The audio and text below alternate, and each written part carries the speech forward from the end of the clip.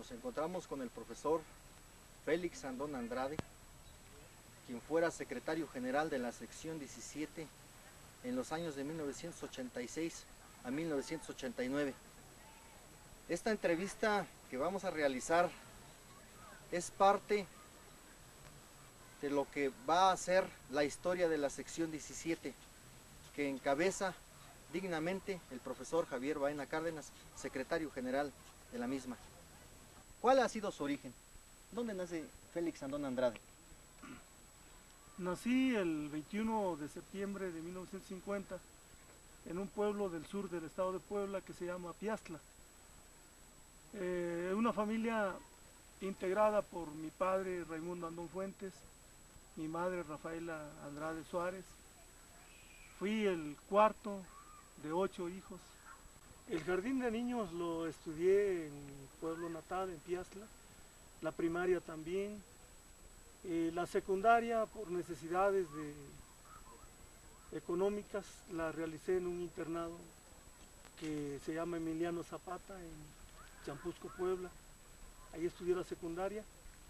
Posteriormente la normal la estudié en la escuela Lázaro Cárdenas de Ayotzinapa, Guerrero, y la normal superior en la normal anexa a la Universidad Autónoma de Chilpancingo, Guerrero.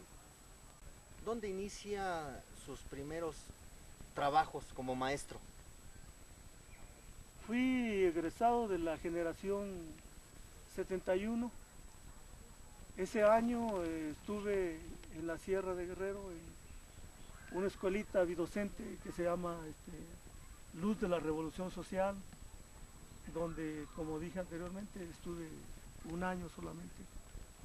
Un año en el cual aprendí muchas cosas y sobre todo conocí parte de lo que hasta antes de mi vida no conocía, que era la Sierra de Guerrero. 12 horas a caballo. ¿En qué año llega al Valle de Toluca y en qué lugar inicia sus trabajos en este estado de México? Llegué a finales de 1974 y empecé en una escuelita aquí al norte del estado de México, en Santa María Citendejé, como director, de la cual estuve 7 años al frente de esa escuela, y posteriormente ingresé a la escuela secundaria Isidro Favela de Atlacomulco, de donde salí como delegado al Congreso y quedé en la Secretaría de Asuntos Profesionales de la sección 10. ¿Dónde nace su formación política? Probablemente sea el hecho de haber convivido siempre en internados. Se tiene casi todo el tiempo del mundo para estudiar y para convivir con los compañeros. Y es ahí donde realmente la convivencia se va uno haciendo popular entre toda la palomilla. En 1967 fui, antes había sido jefe de grupo, subjefe, pero en el 67 fui secretario de Acción Campesina, del comité de la normal, en ese tiempo era normal y secundaria Champusco, Puebla. De ese comité formé parte, que culminó en el 68. Posteriormente, en Ayotzinapa, como resultado de las negociaciones entre la sociedad de alumnos de Champusco, Puebla, que íbamos 200 aproximadamente, y 200 que había en Ayotzinapa, quedé adentro del comité de lucha estudiantil. En esa época se denominaba COPI, fui secretario. El presidente era de Ayotzinapa y el secretario era de Champusco, Puebla. Ahí realmente es donde empieza la inquietud por defender a los intereses del alumnado frente a la dirección de la escuela, buscar las mejoras alimenticias y todo aquello que conlleva la vida estudiantil. Y ya como trabajador, como maestro, ¿Cuáles han sido sus cargos?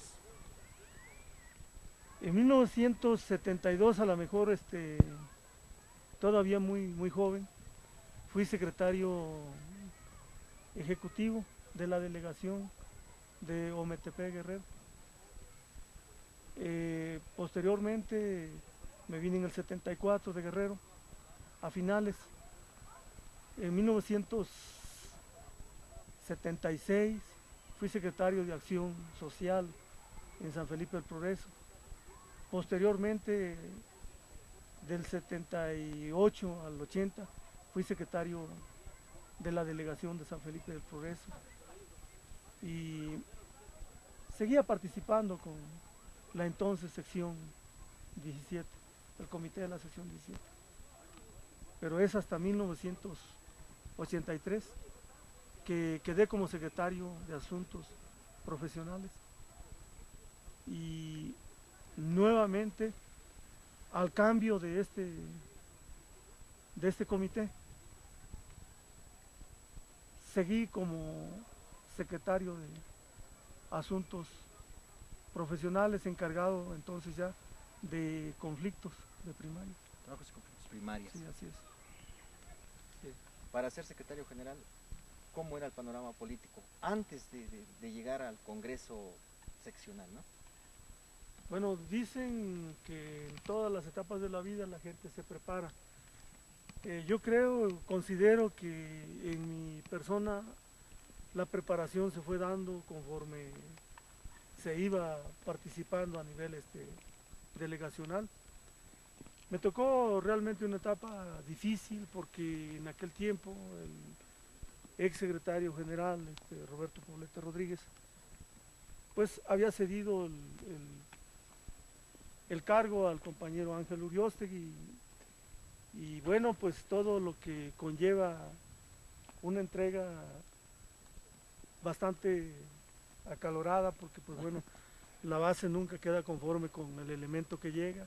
En este caso el grueso de la base pensaba que el secretario general sería el compañero Luis Maldonado Adame, un elemento que pues reunía características de liderazgo y que en el Congreso el cargo recayó en el compañero Uriostegui Ramírez, un elemento joven, un elemento que con formación también normalista, pero que de alguna manera el carácter y la disponibilidad era un tanto fría y eso a la base pues le preocupaba. Entonces se vinieron los jaloneos y se deshizo el comité que integraba, del cual yo formaba parte, que encabezaba el compañero Uriostegui. Vino una comisión ejecutiva de México, nosotros nos retiramos nuevamente a las bases, yo era director de escuela, y encabezó los trabajos la comisión ejecutiva, empezaron nuevamente los trabajos previos al Congreso, queda en este Congreso el compañero Juan Figueroa Delgado, del cual también formé parte como secretario de Asuntos Profesionales nuevamente. Y a la entrega del compañero Figueroa, el panorama era un tanto turbio nuevamente porque los grupos, entonces ya el grupo de la comisión ejecutiva liderado por el compañero Uriostegui, el otro grupo liderado por el compañero Poblete y el grupo que integraba al compañero Figueroa, entonces ya no eran dos, sino eran tres. Era una decisión muy difícil, muy apretada. Consideramos nosotros que el hecho de representar a la organización sindical era solamente eso, ¿no? Representarla, pero trabajo ante la entonces SUCEDEN no lo había. Entonces a la entrega del compañero Juan Figueroa, yo pienso que de los favorecidos en ese tiempo con la Secretaría General, que fui yo, realmente no lo pensaba. Fui como un elemento más de los delegados que van al Congreso, pero en realidad no aspiraba a la Secretaría General. Fue ahí en el pleno del Congreso de Valle de Bravo, donde se rumoraba, ¿verdad?, que tenía posibilidades de ser secretario general yo. Y bueno, muchos compañeros me preguntaban, decían, oye, ¿podrás con el cargo? Entonces decíamos nosotros, con todo respeto, si pudo el anterior, ¿por qué no voy a poder yo, no? Cuando llega a la Secretaría General, ¿cómo encuentra el panorama en materia de salarial, en materia del ISSSTE, relaciones con el gobierno del estado, relaciones con UCEDEN en ese tiempo, ahora SEYEN? Platíquenos referente a cómo pues llegó a este punto. Bueno, pues probablemente de todos los secretarios generales, el más comprometido para resolver todos los problemas que había en esa época. 5.996 problemas de pago. Problemas de pago de 2 años, de 1 año, de año y medio, que ahora se antojan fantasiosos, pero que en aquel tiempo era un clamor, el de la base por resolver todo este tipo de problemas, escasez de vivienda, medios de acceso a puestos de dirección que no había. Y todo esto realmente llegó a pesar tanto que pasaron los meses de febrero a mayo tan lentos y con tan poca respuesta de la entonces autoridad de la UCEDEN, que bueno, pues nos vimos en la necesidad de hacer una evaluación interna. Si venimos aquí a ocupar una dirección del sindicato por mandato estatutario y no estamos resolviendo ningún tipo de problemas, ni educativos, ni de vivienda, ni de salario, entonces pues realmente no tiene caso estar como secretario general de un sindicato blanco que no representa los intereses de la base. Por fortuna en la reunión en la que se convocó al sindicato, la gran mayoría pensó que lo importante era atacar la cuestión de salarios, la aplicación de horas. Había 14.000 horas clase congeladas, sin aplicar.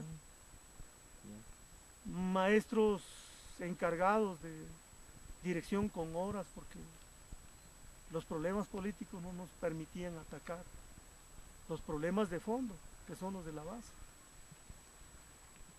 Llegamos a la conclusión de que era necesario luchar y éramos en ese tiempo pocos elementos en la sección 17, pero nos dimos a la tarea de convocar a los secretarios generales para pedirles su anuencia y exponerles el motivo de la lucha que se iba a librar. La enorme mayoría respondió y se tomó la UCEDEN a efecto de destrabar toda la serie de problemas que habían estado generando. Repito, el problema que nos había llevado a la lucha entre hermanos, entre equipos, no permitía atacar problemas de fondo. Y nos dimos a la tarea de retomar actividades que no se habían tocado. Quizás ese sea el aspecto más importante de la gestión que me tocó encabezar, que me tocó coordinar. Y en materia de vivienda, ¿qué nos puede decir? Quizás lo más significativo de la gestión de nosotros haya sido por métodos poco comunes la toma de los edificios de la unidad habitacional Hortaliza. ¿Por qué la toma? Porque el comité consideraba que siendo los maestros el número mayoritario que cotiza la Federación de Sindicatos, ¿Por qué? Había que aceptar la cuota muy por abajo de lo que le pertenece legalmente al magisterio. Si eran 260 viviendas, mínimo nos tocaban 130. Pero los tiempos y el momento se nos daban primero 50, luego 60, y decíamos nosotros, bueno, no estamos pidiendo una limosna de la cuota, estamos pidiendo solamente lo que nos corresponde.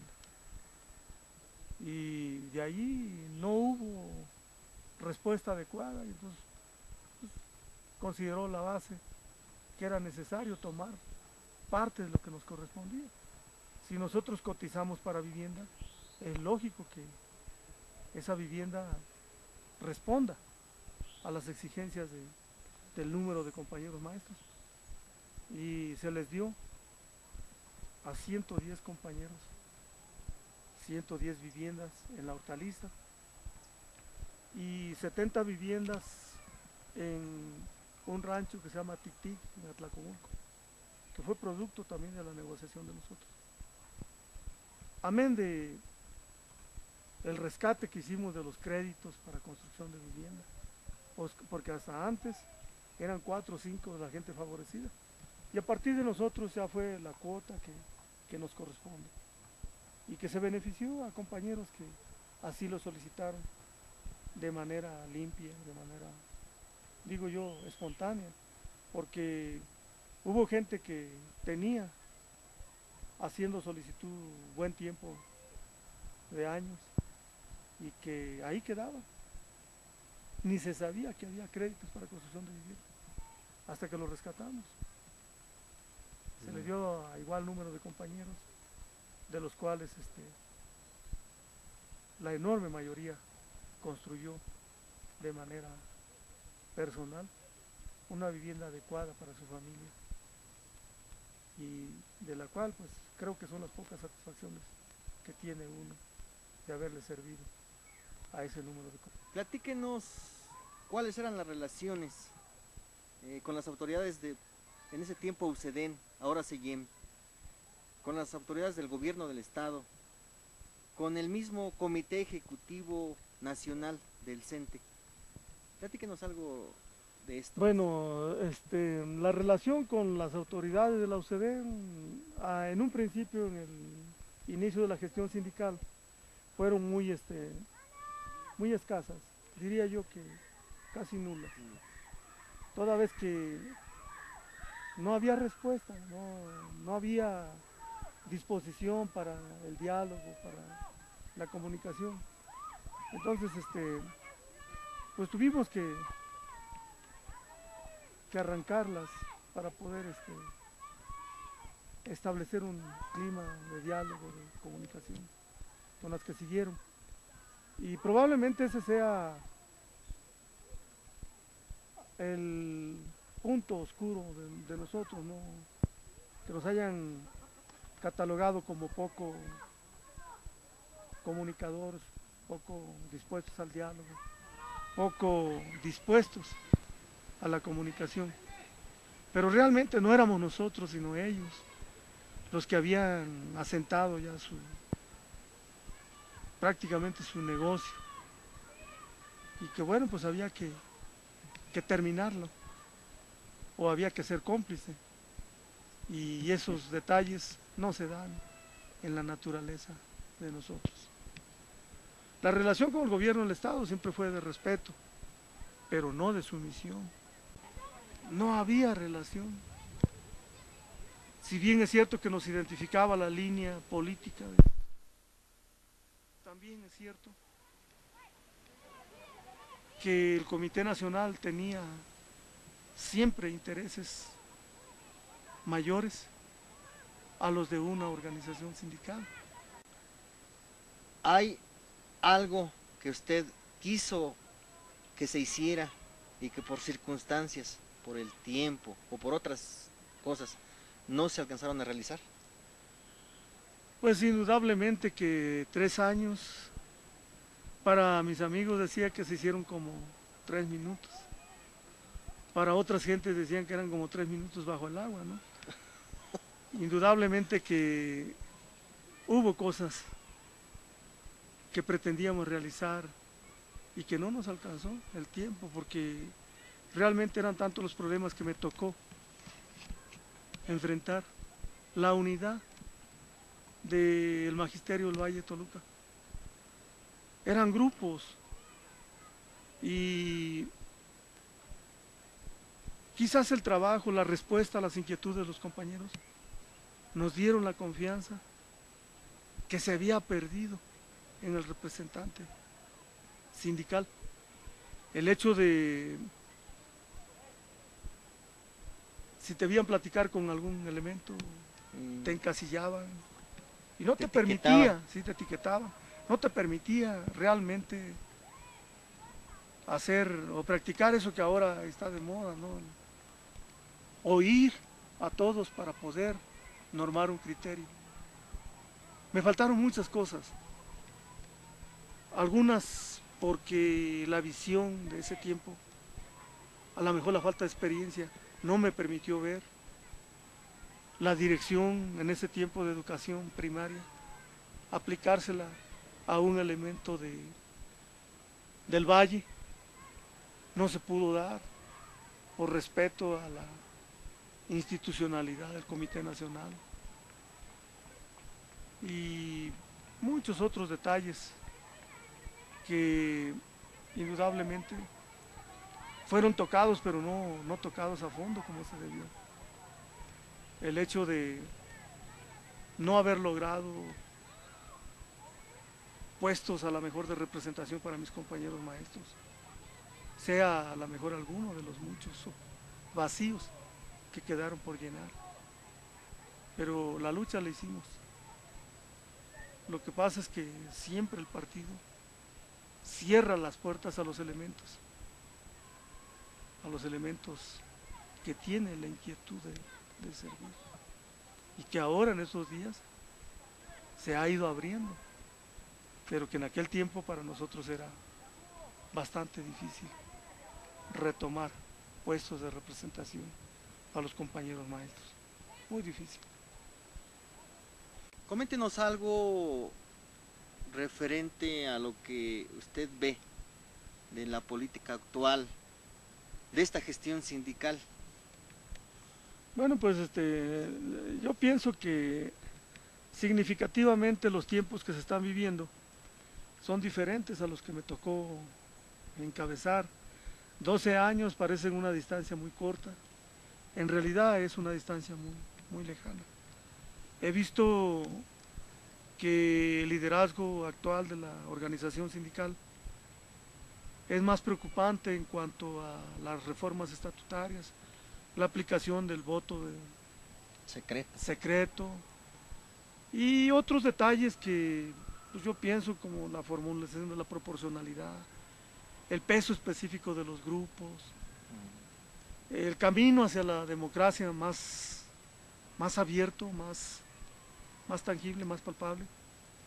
Siento que ha sido un tiempo magnífico el que les tocó vivir, porque en la actualidad ya no había problemas tan significativos como los que nos tocó a nosotros.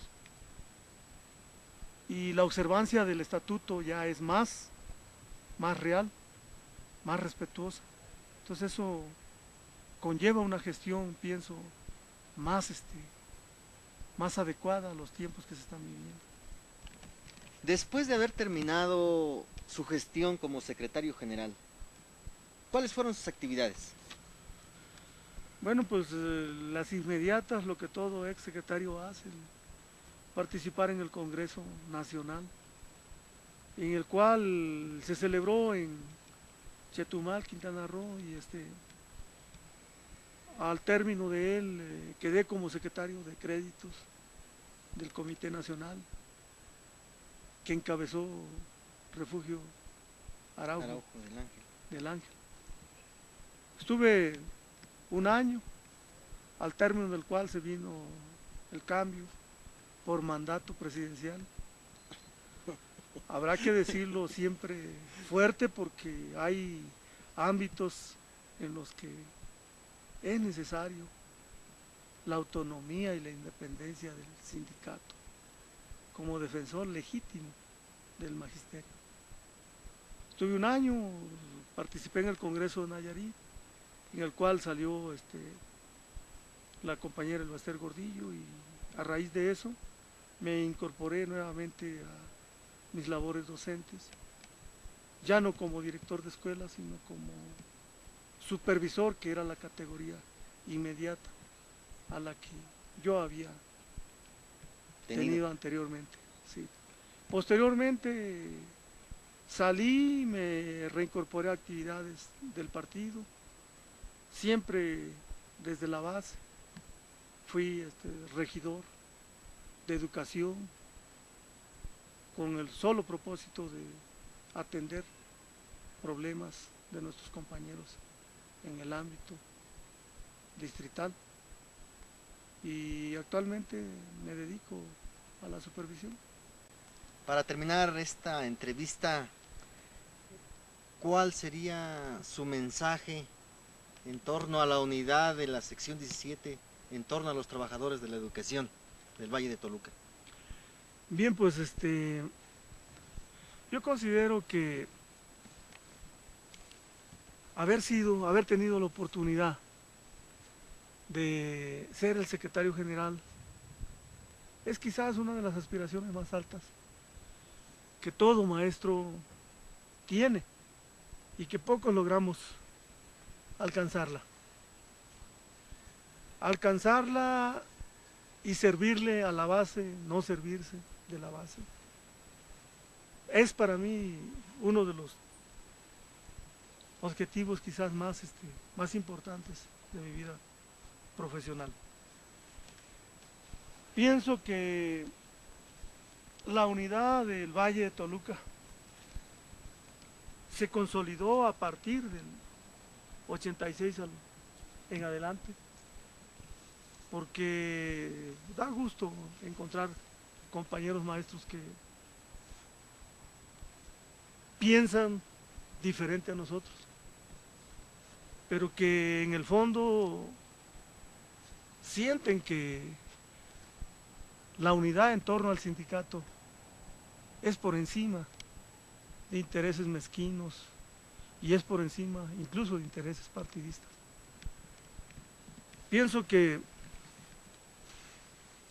el actual comité que toca ya pronto a su fin ha sido quizás promotor de la unidad a nivel valle, y siento que en ese tenor se debe continuar, siempre incrementando, observando siempre la fórmula de sumar, siempre sumar.